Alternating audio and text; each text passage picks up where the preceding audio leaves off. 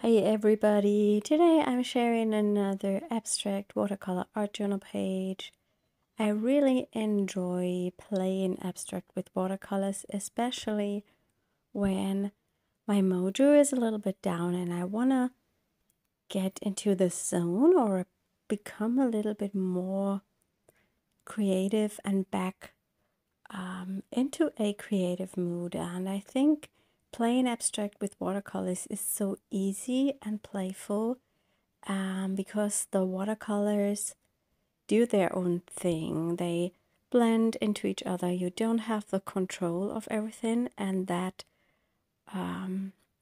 forces me to just do what the colors want or what the paper wants, and not to think about too much. I'm working in the sketchbook from the Action Store, which is super cheap. And it's only available if you are in Europe and if you have a store nearby you, because they don't have an online shop. And I recently bought this and tested it out, and I really like it with watercolors. I was so surprised because usually the quality of the paper you get there is not very good. But I love that the watercolors don't sink into the paper immediately. You have time to play with them. They layer more on top than on a normal watercolor paper, and that makes them also more vibrant because they don't dry as light as they would dry on a normal watercolor paper. And I also love this journal because it's so cheap, and I don't mind if I mess something up. I don't mind that. It's not important. The watercolors I'm using are the My Liang watercolors. I did a review on them a few weeks ago.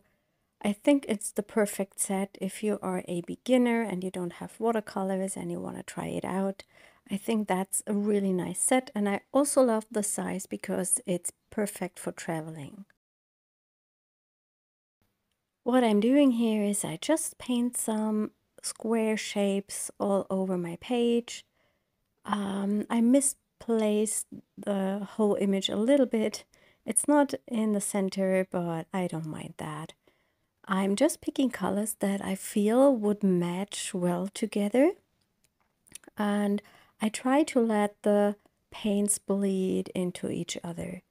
Of course, if you have some higher quality watercolors, such as the core watercolors, which are have a really high flow, you can get really interesting effects by mixing them up, or you can use granulating watercolors. You can maybe use some with metallic or shimmer. Here are two shimmery colors in this set, which are really lovely, but I tested these in that extra video already. I wanted to make this spread with these watercolors because I think it's not necessary to have always the most expensive supplies to get creative.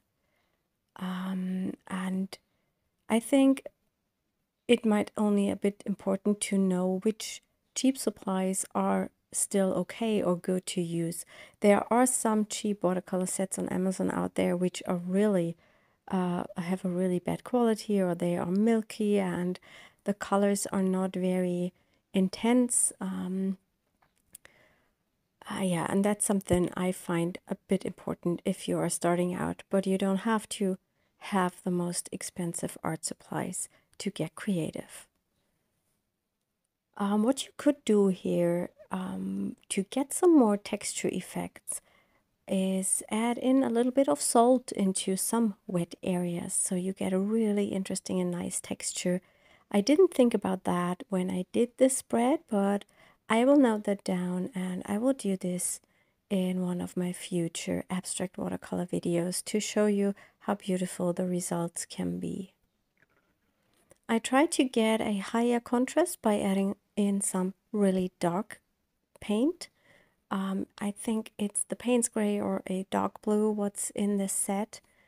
So everything looks more interesting because the tonal values are from really light to really dark, and also everything in between. and that's the reason why I added some really dark areas. I let the page dry, and here I'm coming back with a watercolor pencil. I think this could be a black maybe. I'm not sure because my screen is quite small when I do the voiceover, and so I sometimes can't see what I'm exactly doing, but I will put all the supplies I have used in the video description so you can find them. And I'm often dipping the nib of these watercolor pencils into water, and then I draw and scribble and make marks because that gives a really intense color. Here I'm just seeing if I want to use a focal point, a stamped focal image, and I really like that leafy shape you've just seen, and I will stamp that and use it as my focal image. It's always a bit tricky to stamp directly on an art journal page because often in any books you have some an uneven surface. But this book, it's on the right side, so it's quite flat and it's quite new, so there is not much in the book already, so usually stamping works nice. As this paper is quite textured, well, I don't know if I have worked on the textured side, but I'm using the VersaFine Clear ink, which works almost on every surface very good and gives you really intense print of the stamp. I do some more stamping to bring in texture, and therefore I'm using a colored ink that is matching the colors of my page. I don't have the VersaFine Clear in other colors, so I'm using StazOn. But as this is only some background stamping, I don't really mind if the stamp works perfectly on the texture paper. I just want to bring in some interest here and there, and I'm using an image from the same stamp set.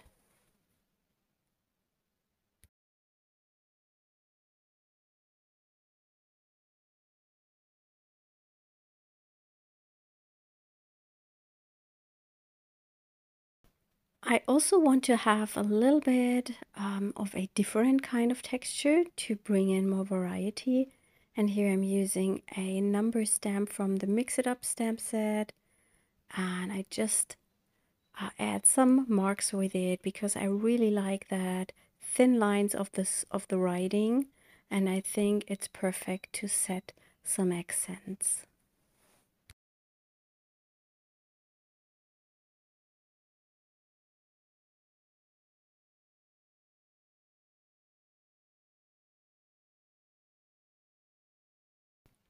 After I'm done with stamping, I want to add some more marks on top with some neocolors. I love neocolors because they are super opaque and soft, and they go on top of a lighter color goes on top of a darker background, and that's what I really like about them. And they make such nice textures because of their because it's a crayon, and I really love a crayon. I'm using orange here because I want to have that orange in another area of the page.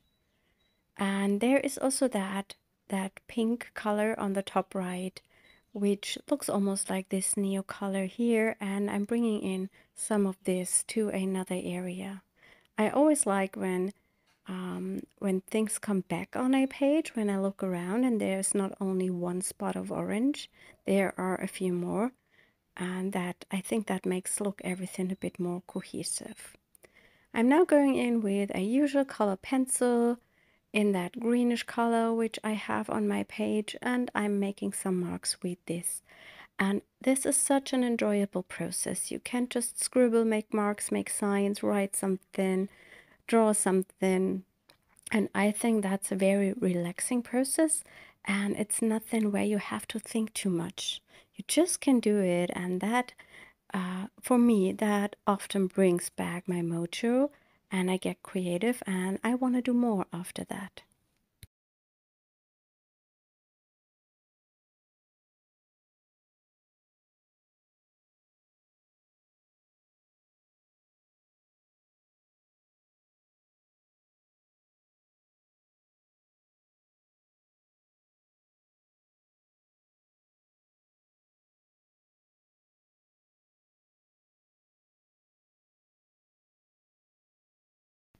I also decided that I want to have some more marks with the watercolors and a smaller brush. And I just use some pink or red. Yeah, and I'm just playing. That's what I love doing. I sometimes tend to overwork things. Well, but I don't mind that because the main thing is to enjoy the process and to have fun and not to make a super pretty finished artwork.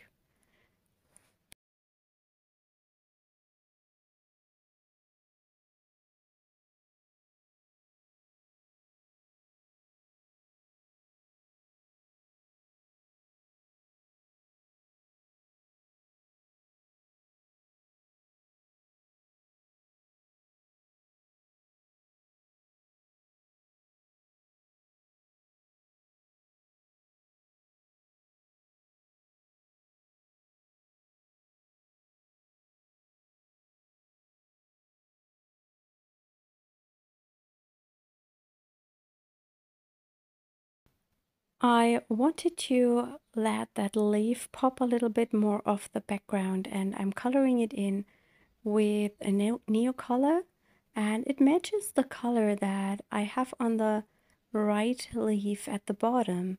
And I'm just coloring in the smaller leaves on this botanical shape, and that makes it pop up quite a lot.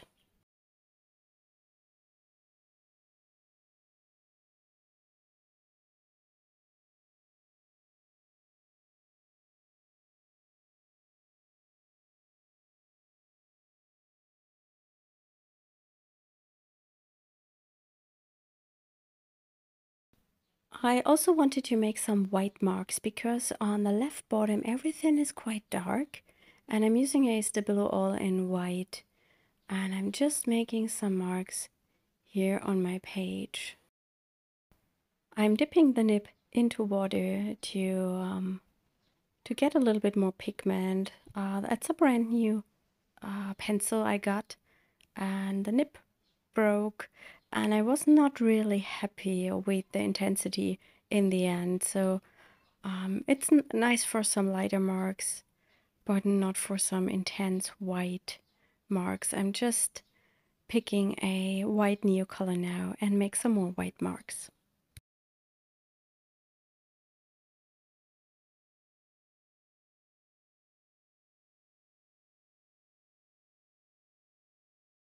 And I think that's enough of marks and scribbles on my spread, and I will leave it as it is. I'm really happy with how this turned out, and I like the color combination. And here is a photo of the finished spread. I hope you enjoyed today's video, and I wish you a lovely weekend. Bye!